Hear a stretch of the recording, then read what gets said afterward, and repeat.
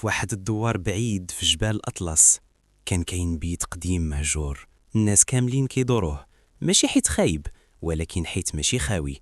الساكنة كيحلفوا باللي كل ليلة من بعد نص الليل كيبان ضو صفر من الشرجم، مع أن الدار ما ساكن فيها حتى واحد من أكثر من 30 عام، وكل واحد قرب ليها في الليل. الكرام، السلام عليكم ورحمة الله وبركاته. نحييكم في سلسلة قصص، كل حلقة قصة واقعية نستعرض صغيرا أبرز أخبار المغرب مع طارق قيصص وخبر مغربية. نبدأ. واحد نهار جا شاب من المدينة سميتو حمزة كيصور فيديوهات استكشاف الأماكن المهجورة. سمع بالقصة وقال غير خرافات ديال الدواور. شد الكاميرا ومشى للدار مع نص الليل. الدار كانت مسدودة ولكن الباب محلول شوية.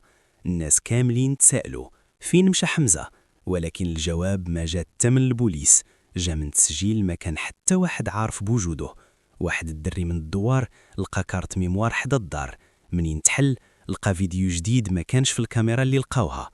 التسجيل بدا وكيبان حمزة جالس في الأرض، وجهه مصفر وكيهضر بصوت مخنوق. راه ما خلانيش نخرج، راه هنا. الكاميرا تزحزحات بوحدها وبان نفس الرجل الطويل اللي كان غير في الشاشة، ولكن هاد المرة ما بقاش غير في الكاميرا، بان حتى قدام حمزة.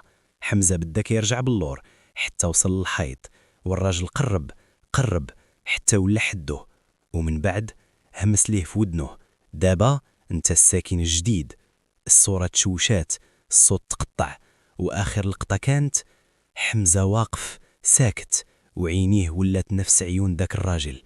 من داك النهار الساكنة متأكدين دابا حمزة ما اختفاش، حمزة تبدل. باقي الحلقة الثانية.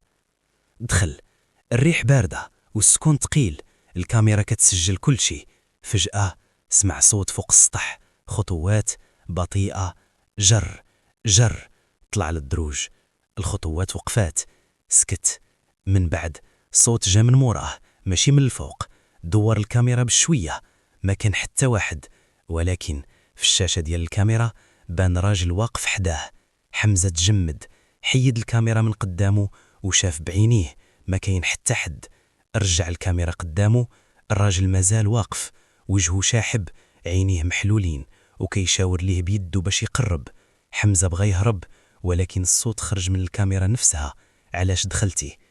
الدار كاملة تسدات البيبان بوحدها، الكاميرا طاحت من يده، وآخر حاجة تسجلات هو صوت حمزة كيصرخ. من بعد 3 أيام لقاو الكاميرا قدام باب الدار، ولكن حمزة اختفى. الشرطة شافت التسجيل، آخر لقطة كانت واضحة، حمزة واقف بوحده، وراه راجل طويل واقف ماشي ظاهر في الحقيقة غير في الكاميرا.